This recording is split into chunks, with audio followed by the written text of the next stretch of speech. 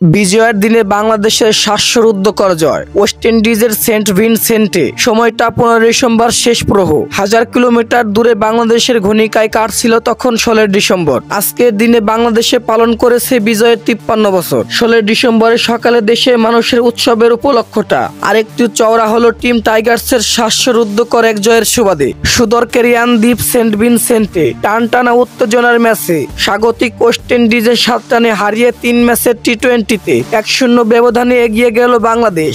শেষ ওভারে ক্যারিয়ানদের দরকার ছিল মাত্র 10 রান। ক্রিজে তখন ছিল বিধ্বংসী ব্যাটার রবম্যান পাওয়েল। রমারি শেপার্ডের সঙ্গে 4-33 বলে 67 রানের জুটিটা বাংলাদেশকে জয় থেকে আরেকখানি ছিটকে দিয়েছিল। হাসান মাহমুদের শেষ ওভারে দ্বিতীয় বলে উইকেটের পিছনে ক্যাচ দিতে বাধ্য হলেন রবম্যান পাওয়েল। সেখানেই মূলত জয়টা নিশ্চিত হয়ে যায় লাল সবুজের প্রতিনিধিদের জন্য।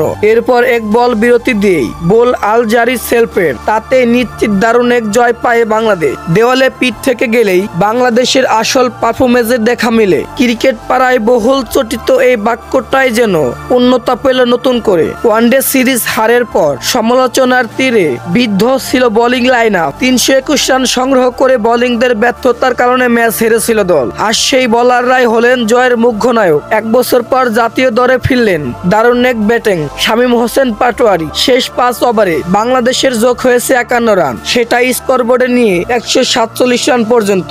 আনেস ভ্যালি স্টেডিয়ামে সেটাই বাংলাদেশের জয়ের জন্য যথেষ্ট হয়ে দাঁড়ায়। সংক্ষিপ্ত স্কোর, বাংলাদেশ 20 ওভারে 147 রানে 6 উইকেট হারায়। সেখানে পারফরমেন্স করেন সৌম্য সরকার 43 রান ও শামীম হোসেন পাটোয়ারি 27 রান এবং কি জাকির হোসেন 27 রান, মেহেদী হাসান 26 রান এবং কি ওয়েস্ট ইন্ডিজের সংগ্রহ 19 ওভার 5 বলে 140 রান। সেখানে পারফরমেন্স করেছেন Rovman Powell 7 run, Shepherd 22 run ও চার্লস 20 রান। ফলে বাংলাদেশ 7 রানে জয় লাভ করে। ম্যাচ সেরা হয়েছেন শেখ মেহেদী হাসান।